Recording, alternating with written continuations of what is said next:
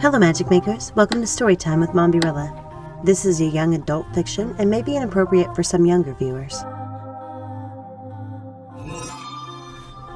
The Odd Sisters, A Tale of the Three Witches by Serena Valentino.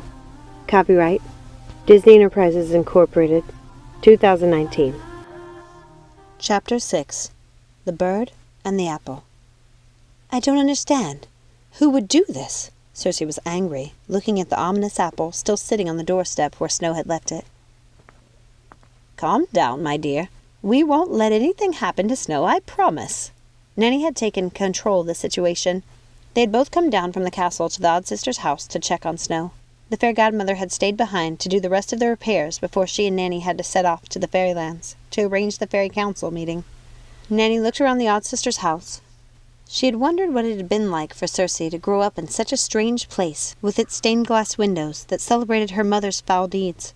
One of the windows depicted Snow White's fateful red apple, shining like a crimson beacon in the sunlight over the front door. And to its right was Ursula's golden seashell necklace sparkling in the light. And then she saw it. The one that broke her heart. A dragon, circled by black crows and blowing green flames. Seeing it made her cheeks burn with guilt for the loss of Maleficent. Nanny looked around the room, trying to distract herself from her heartbreak. Some images were unfamiliar to her. She wondered how they were connected to the stories she knew.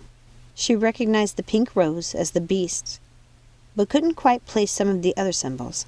Looking at Maleficent's stained glass window again, she remembered. Her teacup. Excuse me, dears, she said, going to the kitchen. I've always been curious about something.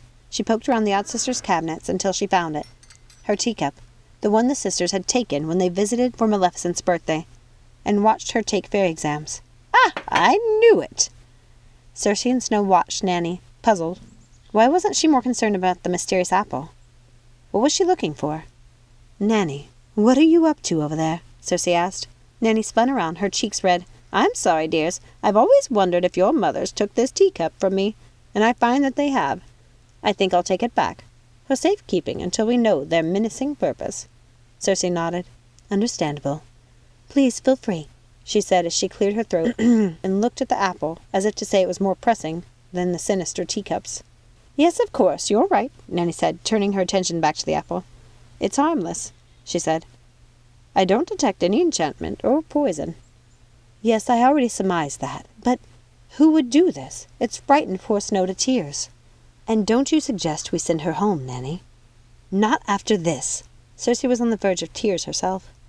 No, I quite agree. We need to keep her close so we can protect her. Am I to have no say in what happens to me? Said Snow, picking up the apple and holding it in her hand. Of course you do. I'm sorry, cousin. But why did you try to leave the house? What was the matter? Circe took Snow's hand and led her to the little red love seat so they could sit together. I don't know. I was reading a story in the book of fairy tales, and I was suddenly overwhelmed. I can't explain it. I felt like I just had to get out. Like I could claw my way out of here if I had to. I'm sorry I caused such a fuss. You're not causing a fuss, Snow. You've been cooped up in here for ages, and I shouldn't have left you alone. Circe, what would you think if I went to see Mrs. Tittlebottom while you handled things here with Benny? It would get me out of here, and I've been worried about her, left to manage Primrose and Hazel on her own. I'm afraid of how she'll feel once all her memories come flooding back. What is this about? Asked Nanny. My mother's put a memory charm on Gothel's cook, Mrs. Tittlebottom. Now that I've taken away my mother's powers, most of their spells are waning. Snow's afraid Mrs. Tittlebottom will be overwhelmed once she regains all of her memories. Nanny thought about it, gleaning more information from Circe's and Snow's memories of their visit to Mrs. Tittlebottom before they came to Morningstar. She also caught some of Gothel's story. I think Snow is right. The poor woman may need someone there to help her. Nanny eyed Snow White, wondering what she was up to. She believed Snow was worried about Mrs. Tittlebottom and her charges, Primrose and Hazel. She could see it in her mind.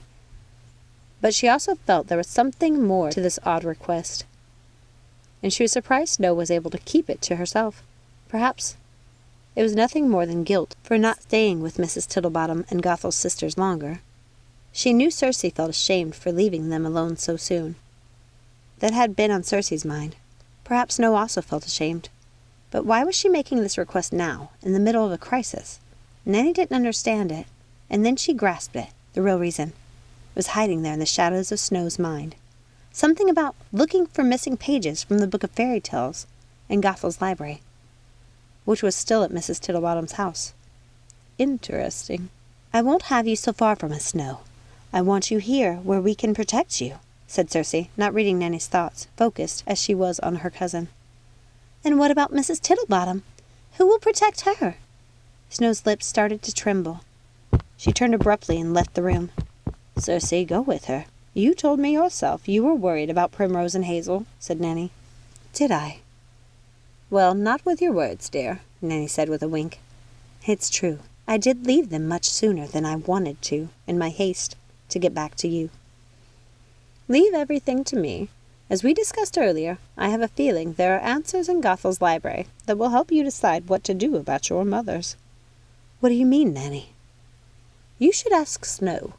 I think there's more to this little trip than checking on Mrs. Tittlebottom and her sleeping beauties. Thank you so much for listening. I hope you enjoyed this reading.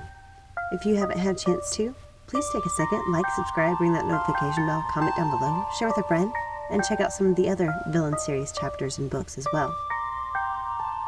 Join us next time, and remember, let it go and keep moving forward. Have a magical day. Bye!